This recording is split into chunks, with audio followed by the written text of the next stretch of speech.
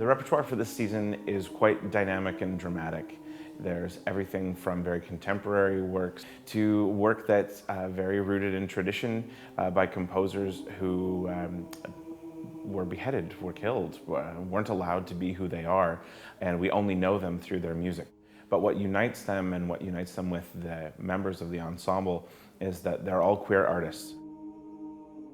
The classical choral community is very rich in Vancouver. There are so many choirs that make so much beautiful music, and so many queer singers too. But there was missing an opportunity to tell our story from our perspective and make art that encapsulated both beautiful classical performance and also this queer perspective.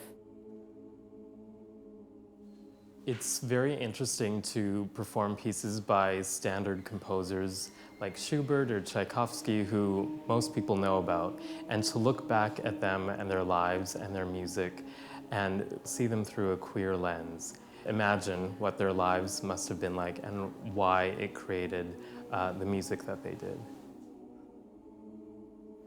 Back in the, I think, 80s, we talked about trying to do something like this, a mixed chamber choir singing works by queer composers.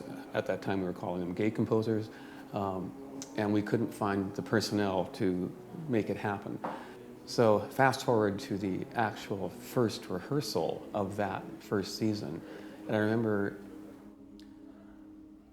we were singing Stephen Smith's, one of his works, and we got about 4 bars into it and I started crying because it was just the realization of a dream that queer artists are singing music by queer composers and we're telling our story. It's not somebody else telling our story, it's us, you know, and for me that was a very empowering moment. The concert experience for our audience will really take them on a roller coaster through incredibly dynamic and dramatic moments into very tender and intimate, gentle moments as well. We have a focus of aesthetic as well as music, so we like to make art a little bit more holistically. Every year we have a theme that we base our music choices and our fashion, high fashion photo shoot on for the most effective and jaw-dropping kind of package that we can give an audience, and really our singers too. We're really fusing fashion and choral styling together. And so we're doing things that we don't typically see in choral styling, and we do that every season with a really big editorial photo shoot. We tend to stray away from conventional sort of choir garb in our performances. Last year we dressed up in like fetish, leather, rubber, latex. It was very, very cool, and the audience loved it. It's very like outside of the box. This year's theme is Refuge, so it sort of comes from the everybody knows what it feels like to be misunderstood.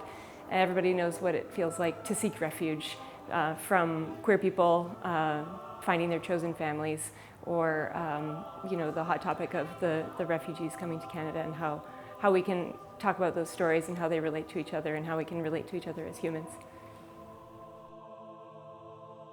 Working with Cor Flammae is definitely inspirational. I'm so fortunate to be a part of Cor Flammae, to share in music together and to share in our humanity together. Cor Flammae has this role of enabling us as queer singers, as queer artists, to tell our own stories and to tell our own history in a way that other ensembles necessarily can't. So I'm very, very proud to be part of it.